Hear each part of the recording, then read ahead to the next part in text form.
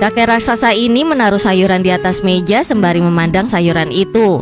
Lalu terlihat isi dari sayuran itu pun terdorong keluar dan tak lama kemudian sebuah kaki manusia mulai terlihat dari sayuran itu. Kemudian ia pun berusaha keluar dari dalam sayuran itu dengan perlahan dan kemudian berdiri. Dan si kakek kempot pun melihatnya dengan perasaan khawatir dan terlihat tubuh gadis itu pun kotor dipenuhi lendir dari sayuran itu. Karena sebelumnya ia pun bersembunyi di dalam sayuran itu untuk menghindari raksasa jahat yang ingin memakannya. Kemudian kakek kempot itu pun mengelurkan tangannya di depan gadis itu dan si gadis pun memandang si kakek kempot yang tersenyum bahagia melihatnya. Karena gadis itu pun untuk sementara selamat dari raksasa jahat tersebut. Lalu si gadis kecil pun mulai menaiki tangan raksasa baik itu dan sang kakek kempot mendekatkan si gadis ke pancuran air. Kemudian membuka keran air dan terlihat air itu pun mengucur dan membersihkan tubuh si gadis kecil yang kotor. Dan kakek kempot pun menjaga dengan tangannya agar aliran air agar tidak terlalu deras mengenai tubuh si gadis kecil itu. Setelah dirasa cukup, ia pun menutup keran air tersebut dan berjalan menuju tungku. Kemudian ia pun membuka tungku api tersebut dan mencoba mengeringkan tubuh si gadis. Lalu mengambil kotak kecil yang berisi pakaian manusia dan mengeluarkannya di depan gadis kecil itu.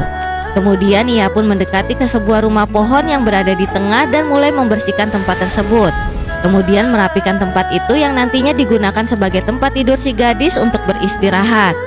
Sementara si gadis pun memilih pakaian yang cocok untuknya dan saat raksasa itu selesai membersihkan dan mendekati si gadis kecil, ia pun terkejut melihat si gadis memakai jaket merah yang sepertinya ia kenal dengan pakaian itu. Lalu ia pun berjongkok sembari terdiam melihat gadis kecil di depannya.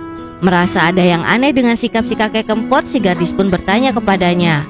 Tapi raksasa baik itu pun hanya menundukkan kepalanya. Ternyata jauh sebelum si gadis kecil itu berada di sini, ia mempunyai teman manusia juga yang tinggal di tempat itu. Tapi para raksasa itu memakan mereka dan sang kakek kempot pun takut kalau suatu saat si gadis akan ditemukan oleh para raksasa itu. Lalu si kakek berpamitan kepadanya akan menangkap mimpi di atas bukit dan meninggalkannya di rumah pohon itu.